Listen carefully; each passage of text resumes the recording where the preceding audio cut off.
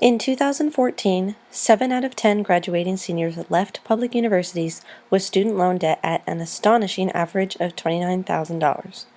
Not only has it become a critical requirement for our generation to obtain a job that has a livable wage, but it has also become outrageously expensive.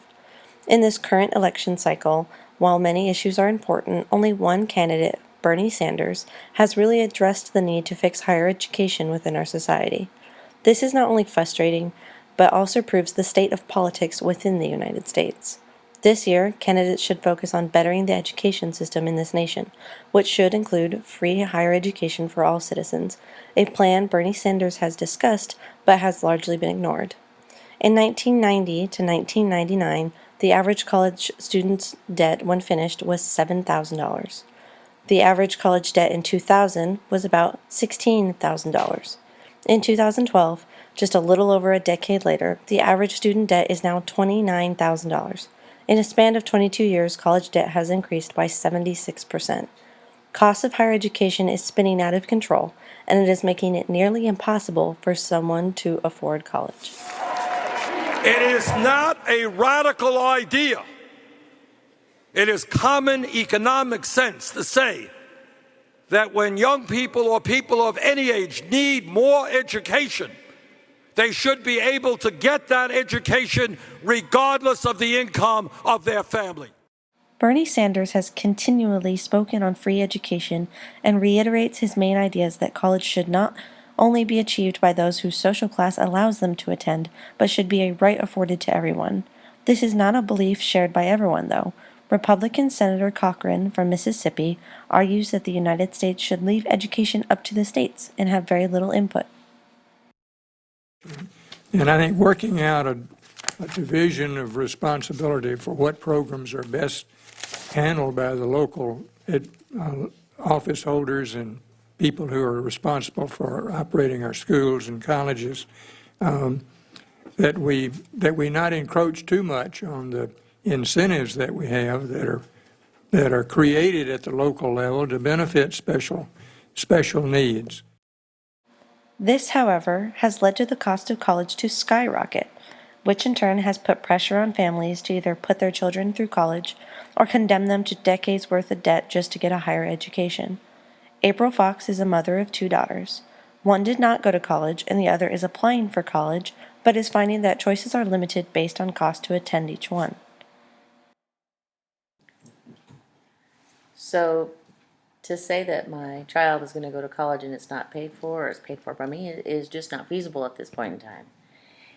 Really, scholarships and grants and loans are the way to go with assistance from the government. It's really not fair to expect students to start out life with a huge loan that they're paying back when they're really just starting out in life and having home bills and everything to pay for. They should be focused on providing for their family and a future, but right out of the gates, they're going to have to pay for a huge college loan.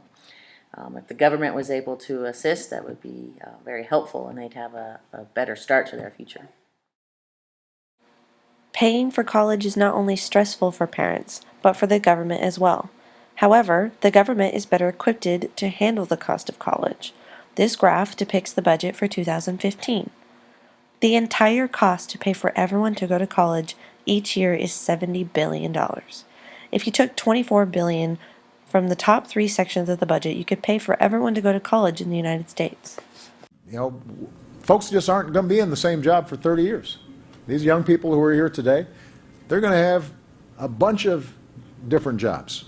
And there's going to be the need for you to continually upgrade your skills. It's all about lifelong learning now, not just a one-time deal. So that's why my budget makes 2 years of community college free for every responsible student. This would mean everyone could have a better education, more reliable jobs, and overall help the economy. While this may be true, some disagree that a free education for everyone would be good. A free college education has a few downsides that many seem to overlook.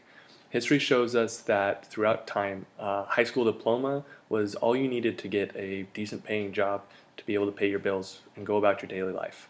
And then all of a sudden, everyone had access to a K through 12 education, And we all got high school diplomas. And now, when you graduate from high school, you're not even guaranteed a basic job. The same principle would be applied. If you got a bachelor's degree for totally paid for by the government, then that degree would become almost meaningless in the fact that everyone has them, so there's nothing special about you getting a college degree anymore. Senator Cochran from Mississippi makes a valid point as well in stating the fact that education should be a states' rights issue and not left up to the federal government. The federal government intervening on education means that there's more bureaucracy, more red tape, more issues in the educational system than there would be if it was left up to the states. So while in theory, a free education in college for everyone seems like a good idea, the value of your education decreases, and overall, your degree becomes almost meaningless. While giving everyone a college degree may decrease the value of an education, the fact remains that a college education will allow you to advance and make more money. The United States has to work on making college education free, but the candidates have simply ignored the issue over and over. The skyrocketing cost to obtain a degree put students further in debt and lead to more problems in the long run. It is not just our future we are talking about, but the future for everyone in this country.